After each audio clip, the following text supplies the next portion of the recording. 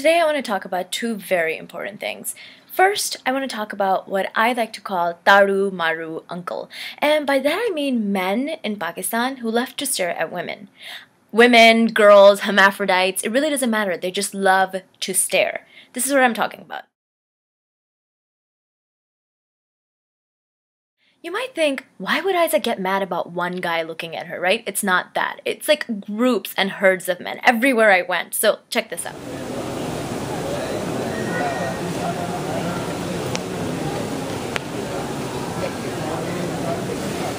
Some of these guys actually started behaving themselves a little bit once they saw that I was recording them, but others weren't fazed at all. And actually, this is what started it all.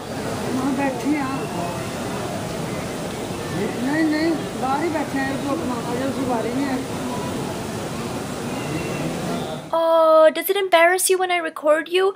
I'm so sorry. I truly am. Oh, it feels weird when someone else stares at you? Imagine that. These guys were looking at me for a good 10 minutes before I was like, what else can I do? And then I started staring back at them. Did not face them. Then I was like, you know what? I'm going to record you. So I took out my camera and started recording. And that's when they're like, oh, they're like, you know, looking away. Gentlemen, let me break it down for you, okay? Women don't enjoy that kind of attention. It's creepy. Just stop. Stop it. I could have let this go, but this is why I bring it up. I'm teaching a workshop to a class full of mostly men. There were 3 women. One of them was a much older lady who had grown children, and then 2 other girls, right? And I'm teaching this class and I go, hey guys, all of you here, like how many of you like to play cricket? And everybody raises their hands. And then I'm like, okay, well, how many of you take your little sisters out to go play cricket with you? Or your little girl cousins? And nobody raises their hand. And I'm like, well, how come? How come you don't take them out? And one of the guys, he goes, excuse me, miss, you know, he said that he is Christian. He just volunteered this information. And he said that when he takes his sister out to go anywhere, men stare at her. And he doesn't like that. So he doesn't allow his sister to basically go out. And out of the house, that is. And it really was interesting, and anyway, it's not my place to judge, and I'm not judging, but here's what really struck me. And this is all I could say to him. I was like, well, think about what you're saying. You're saying because there are perverts out there who like to stare at girls, then you are going to limit that girl's options and her choices, right? That's what you're doing. So, guys, just food for thought. Think about that, and see what you can do to make the situation better for girls and women of Pakistan. That's my only request, okay? The second thing I want to talk about is something I learned about myself, to be honest. And you know, I try to be very fair, and I'm like, don't judge others by the way they look. And that's actually a lot of the work I do in America, where, you know, I have this play, and the whole purpose of the play is to break down stereotypes of Muslim women in particular in America. So Muslim American women. And again, I mean, I caught myself stereotyping somebody. So this happened in the same workshop as the one I just mentioned earlier. It was a room full of men, and a gentleman came in. He had a very long beard. He was wearing a shalwar kameez, you know, and I just remember in my head, I was just like, oh my god, this dude looks like the Taliban. What is he doing in my class on playwriting?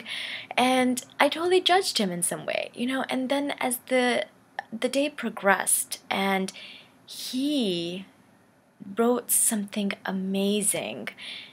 I thought it was really brave, and I was stunned.